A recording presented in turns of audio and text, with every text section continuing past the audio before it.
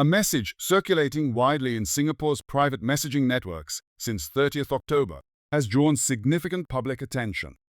Purportedly authored by Li Hongyi, son of Senior Minister Hsien Loong, the message announces his resignation as director of Singpass. The post, shared from what appears to be an internal Slack channel and addressed to over 200 participants, outlines his reasons for stepping down, citing trust issues and a lack of alignment with leadership. Despite its circulation, neither GovTech nor Li has confirmed the post's authenticity. Requests for comment from the online citizen to both parties remain unanswered. The undated message begins with Li purportedly informing colleagues, "Some of you may have already heard, but I wanted you to hear it directly from me. I've resigned as director of Singpass." He states that the decision followed months of discussion with senior management and was driven by deep-seated differences over leadership direction and trust. The purported post elaborates on three key areas of conflict. The first concern raised is the minimization and outright dismissal of the work accomplished by his team. Li describes substantial achievements, including a reduction in team size from 270 to 110 and a decrease in annual operational costs from 153 million Singapore dollars to 73 million Singapore dollars, all while maintaining and even enhancing system security and reliability. However, despite these efforts, senior leadership reportedly continued pushing for further staff reductions without corresponding adjustments to project scope. According to the message, leadership framed the workload as not that difficult, a characterization that Li allegedly found unrealistic and unsustainable. The second point outlined in the post is what Li describes as erratic direction from leadership. He recalls that when he first assumed the role, the agreed priorities were to bolster system security, reduce reliance on external vendors, and build long-term capabilities. However, leadership's shifting expectations soon became problematic.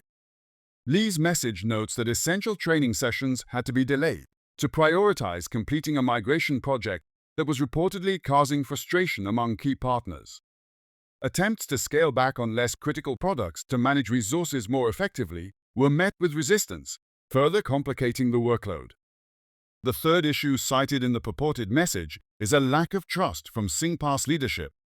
Li describes repeated situations where his assessments and proposals regarding team needs and partner relations were met with doubt or were outright dismissed. The message conveys frustration over what he characterized as a breakdown in professional dialogue, describing interactions as feeling more akin to haggling at a pasar malam than constructive discussions. This perceived lack of trust and alignment led him to conclude that stepping down would be in the best interest of both his team and his mental well-being. The message concludes with Li expressing pride in his team's accomplishments and appreciation for their support, despite the challenges faced. He also promises to assist with the transition to ensure that the team is well-positioned for future success. Despite stepping down from his position as director of Singpass, it is understood that Li continues in his role as director of open government products within GovTech. This role keeps him involved in other digital innovation initiatives that serve Singapore's public. The circulation of the message has sparked considerable public interest, not only because of Li's high-profile family background, but also because it underscores potential challenges within leadership and resource management at prominent public sector organizations. If this is indeed Li, this isn't the first time Li has attracted attention for openly discussing internal issues. In 2007, at the age of 20, he made headlines while serving in Singapore's military.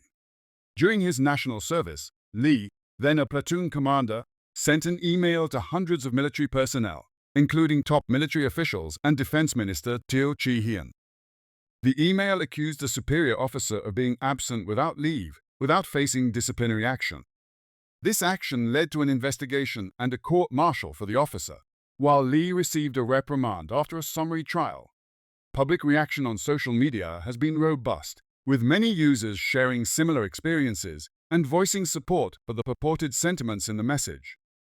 On platforms like Reddit and Hardware Zone, discussions highlight shared frustrations with the management practices described in the post.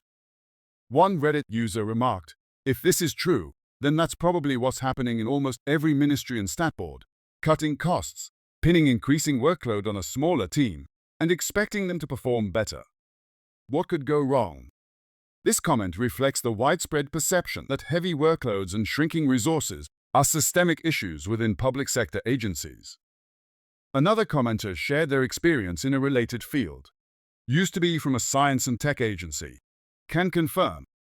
Technical people are treated like peons, and senior management have their head in the clouds with their directives and vision. Very airy-fairy, but not grounded in reality and not actionable.